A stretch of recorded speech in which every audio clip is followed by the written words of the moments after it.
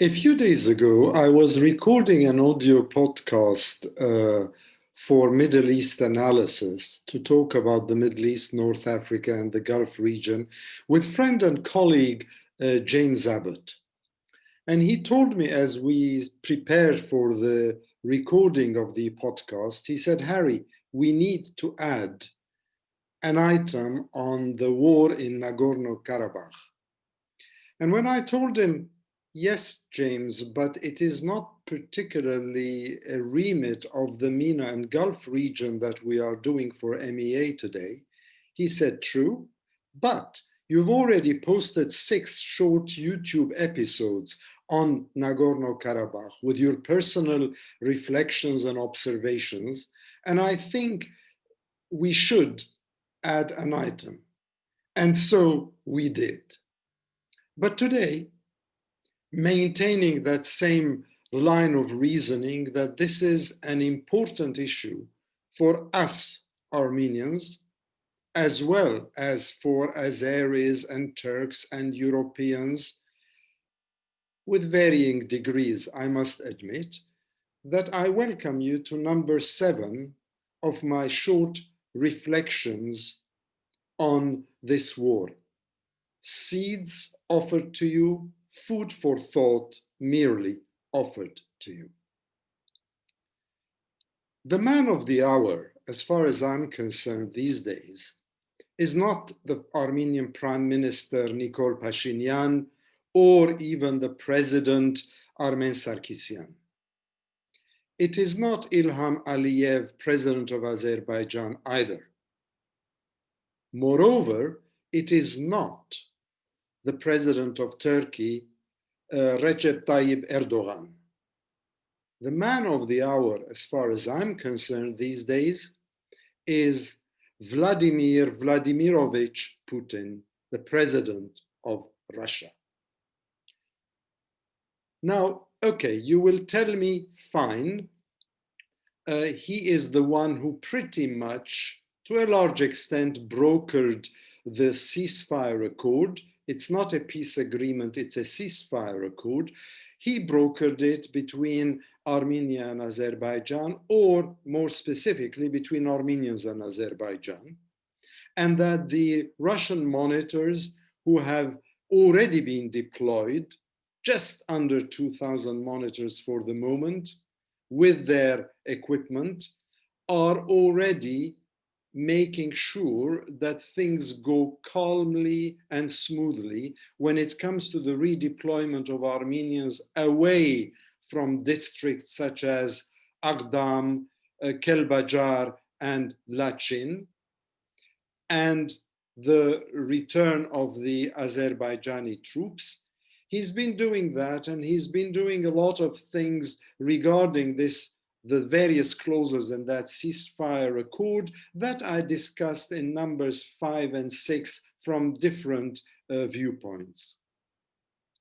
But it is a fact that, in my opinion, he's the man of the hour, and that was made clear to me only a couple of days ago when I watched the translation, I don't speak Russian, the translation of an interview that President Putin did on the war in Karabakh. And for the sake of brevity and the fact that I cannot speak for more than 15, 16, 17 minutes for every episode, let me highlight the points that drew my attention. He mentioned very clearly a little bit of history. He said that in his opinion, the Karabakh conflict started in 1988 with the massacre against Armenians by the Azeris in Sumgait. He also said that the high point for a possible peace deal between Armenians and Azerbaijan came in 2001, but that it was rejected by both sides. Not at the same time, but consequentially. However, other points I thought were quite interesting when it came to President Putin's answers. He was answering in his very metronomic, cold way, but that's the way he reacts to the media usually. However, he was somewhat surprising in some of his answers. Why? For instance, he did mention that he empathizes with Prime Minister Nikol Pashinyan and the problems he's having facing the protests in Armenia and to some extent in the Armenian diaspora, who are basically saying that he betrayed Armenians by signing this ceasefire accord. He reminded viewers and listeners that it would have been suicidal for Armenia to say no to this accord, just as it would be if it were to walk away from it in the future. Why? Because I've said it in 5 and 6, the balance of power was clearly not in favor of Armenians, and some of the fighters in Karabakh themselves have avowed, have said, have highlighted that had the war continued, the whole of the enclave will have been lost, and sadly enough, equally importantly to my mind, a lot more deaths will have ensued. So it was quite an interesting reminder for us of both the weight of that accord and also the consequences of not having abided by it. But the two things that also interested me, and I say this because Putin and Pashinyan do not necessarily see eye to eye. When Pashinyan came to power some 2.5 years ago on the back of a velvet revolution, he basically was weaning Armenia away from the Russian orbit into the US and European orbit. And I think Putin was reminding him and Armenians and the rest of the world that had it not been for Russia, we will have been, as Armenians, in a far worse situation today. But what equally drew my mind, dragged my attention to the interview, was the fact that he mentioned Abkhazia. Now, for a lawyer like me who's done conflict resolution and second track negotiations, Abkhazia and South Ossetia are two examples of self-determination. And he said something very interesting. He said, unlike Abkhazia, Armenia did not recognize the autonomy and independence of Nagorno-Karabakh. The implication being that had it done so, then perhaps the world reaction, certainly the Russian reaction to it, might have been different. I'm not too sure about it, but I leave that as a moot point for you, food for thought for you to consider whether you read it in the same vein or you don't. Another point that was quite interesting for me is that considering the rivalry and disagreements historically over the decades between Turkey and Russia, President Putin was quite friendly with Turkey and was sort of talking about the Turkish contribution, not necessarily boots on the ground, but the Turkish contribution to this ceasefire accord and what has been put together. And I just wondered, considering that I somehow do not think that this is likely, I was wondering, is President Putin thinking that he might wean Turkey away from NATO and more toward the Russian Eurasian axis? I just wonder. I find it rather too optimistic, and I wonder if he himself believes that or whether he was just saying it to contrast realities in the region. But I thought that was quite interesting. All in all, I would say once again, as I've done in the past, that there is a 5-year window now.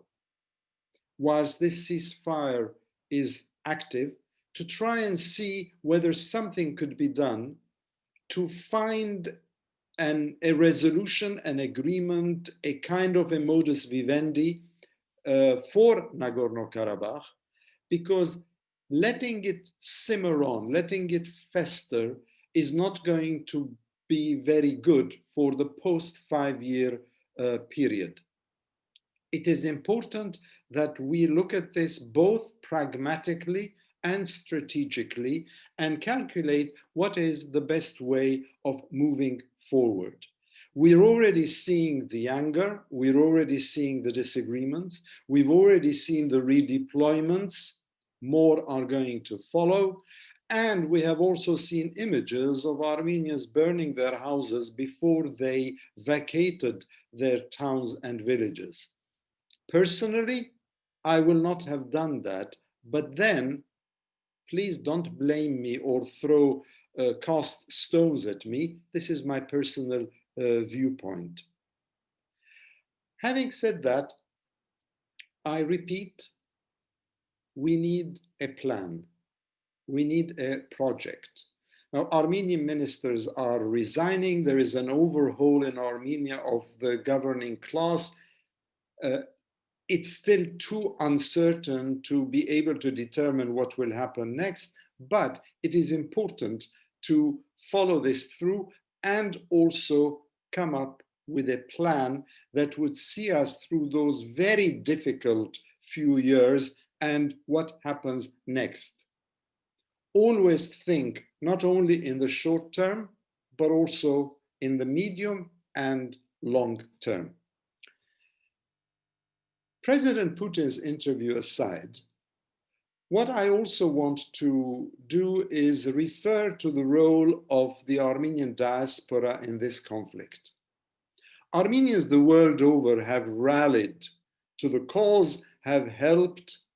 How? Some of them, yes, have even gone from different parts of the world to try and contribute to the war effort during those 6 weeks. But the large number of them have basically donated money, donated clothing, have said a lot. Some have shouted a lot too.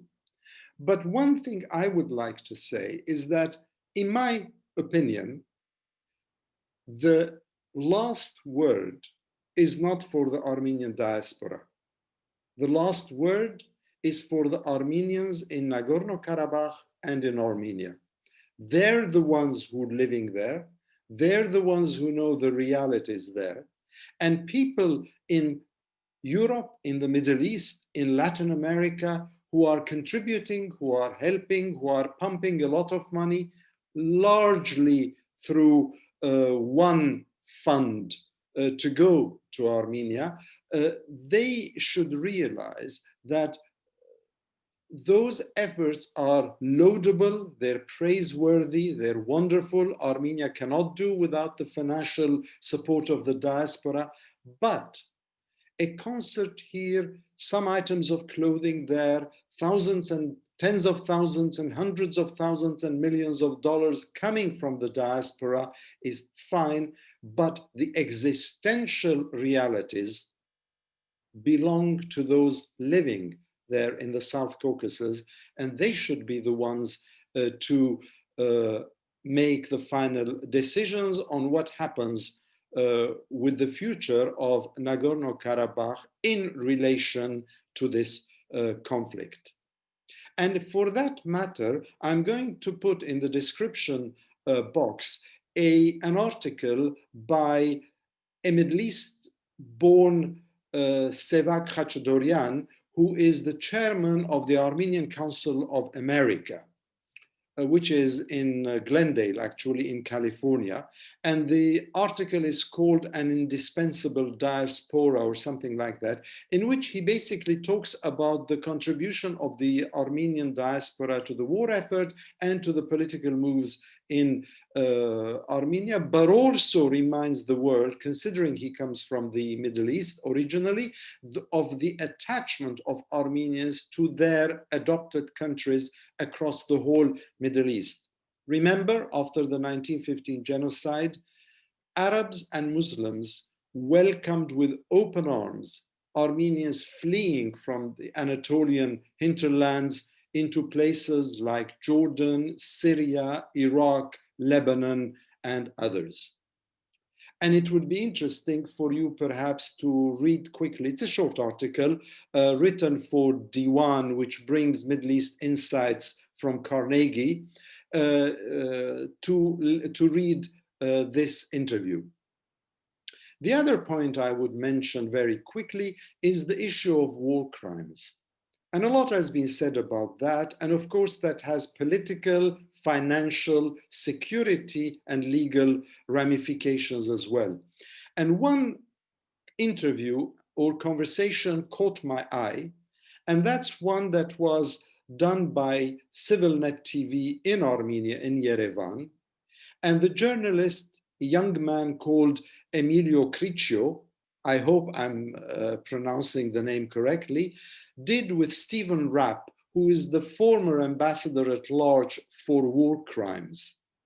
And I'm going to put that link as well in the description box. I think he speaks quite knowledgeably and also reasonably about the realities of war crimes and what could be done in terms of prosecution. I would advise you to listen to that interview as well. And finally, might I remind you that Armenians have always prided themselves for the plurality of their opinions. And this is why, when I speak, despite some of the acerbic comments I get, be it from one side or the other, be it about my thoughts and words, or even, and this one amuses me, my tie, which has become a trademark recently of those YouTube episodes on Nagorno-Karabakh, I still pride myself for the plurality of our viewpoints and opinions. And that is what makes a people and a nation thrive. So please take as two messages the issue of the Armenian diaspora and also the issue of President Putin's interview and the points he raised in there, put together with all the other issues that are taking place, with all the other movements that are happening in that part of the world. And then let us all hope that things will steady a bit, that this ceasefire will have a steadying effect, and that it will provide time to take the poison and the bitterness out of the reactions of both parties, Azerbaijan and Armenians, and that it will help organizations such as the OSCE Minsk Group to do its job and not to allow third parties to sort of I was going to say interlope, but I would say to intrude into this process. In the meantime, let me remind you what I said in number 5 as a conclusion. Courage is not the absence of fear. Take care and all the best.